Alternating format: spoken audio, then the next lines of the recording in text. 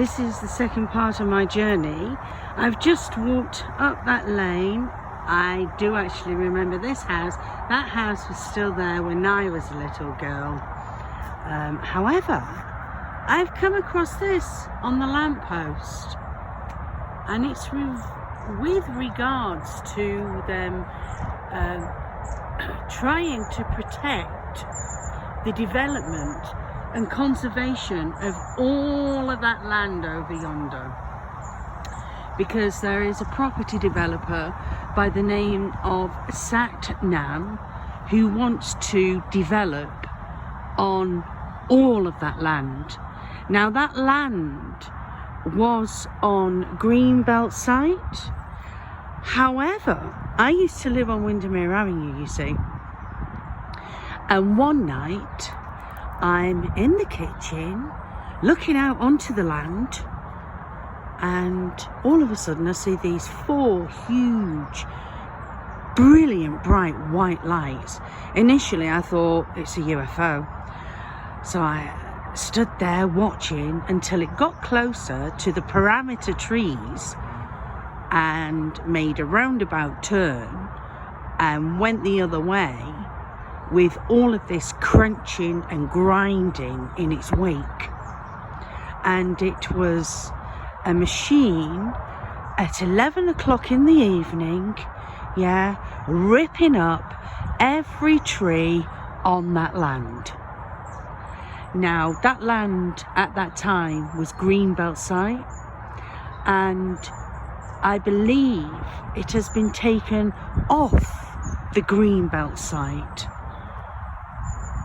and he wants to develop on it. I don't know how he got it took off the Greenbelt site, because I researched that land, and when the Romans invaded Britain, all of that land there was their military training camp.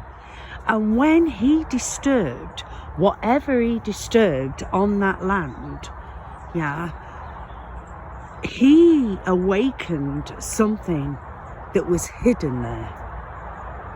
And I believe it was hidden by the Romans.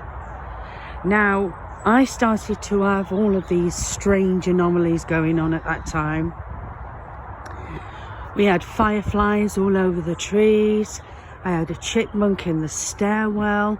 I had a peacock in my garden. These orbs flying. And one night I looked out the window and I thought I saw the Holy Ghost flying down the street. It was literally like something, as if I was in a, what's it called now? Indiana Jones movie? And then I started to have these messages and dreams and stuff, quite profound, and it was regarding, a word kept on repeating itself, and it was Ark of the Covenant. And so I thought maybe it was some kind of cult or something.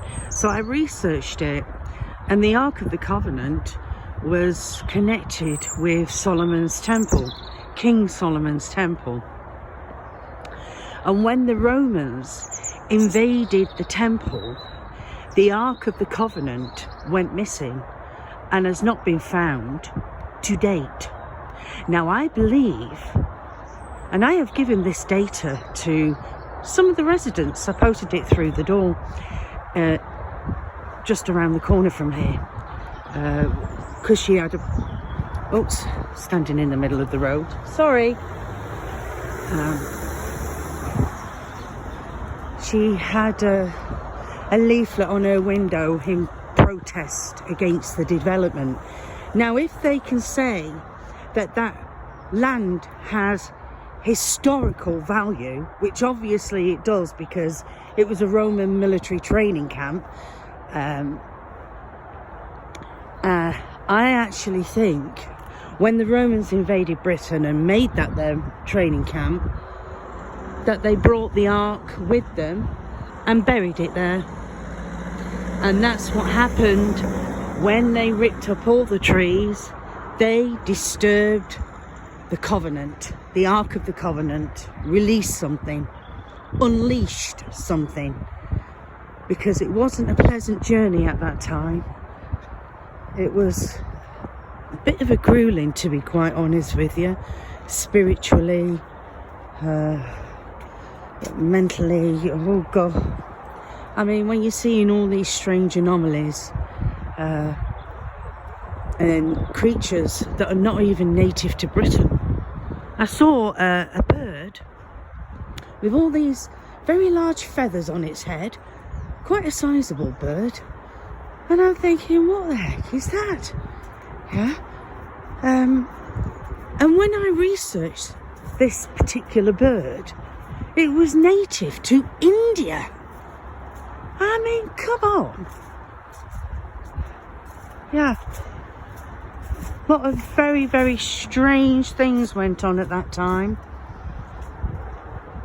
in Warrington, connected with that land, when he went and ripped all the trees up. I remember when I was pregnant, walking on that land one day. I used to like to go off the beaten track, you know, not just follow the natural paths. I mean, look at this. This used to be horse's field. I used to look after a horse there. Well, actually, when I say look after, not look after him like he was my horse or I knew the owner. He was so neglected that I would come every day with food for him, because the paddock was a mess. But look, they've managed to buy that land now. Now they're developing on it. They're just encroaching upon the natural kingdom with development way too much. I mean, there's hardly any nature left in Warrington anymore. I was so blessed to have been brought up,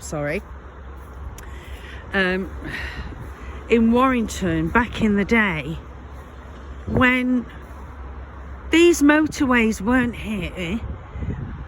Well, actually, the motorway was there, but most of the roads hadn't been built, and it was just like fields and farms and cows and horses. It was just so wonderful.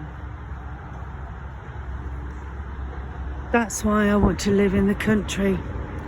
It is my quest to live in the country, because Warrington is so overgrown right now that it does not resonate with me at all. There was something I wanted to say, however, I've gone off the beaten track with all this distraction here. Oh yeah, that was it. When I went on the Peel Hall, when I was pregnant with my daughter, I came across a small stone bridge, just the archway, just sticking out from the land, just the top of it, yeah. Now that land has not ever been developed on. However, there was this old stone bridge, and I think that was remnants from the ancient Romans. Anyway, this is my other part, second part of the journey. We're reaching the motorway. I'm gonna go up there. Wait a minute. I'm gonna go up there, over the motorway, over the road, and hopefully get onto the stretch of land where my beloved dear mother tree is. So I will bid you all farewell for now. Good tidings, and I will See you again. Love to you all. Bye for now.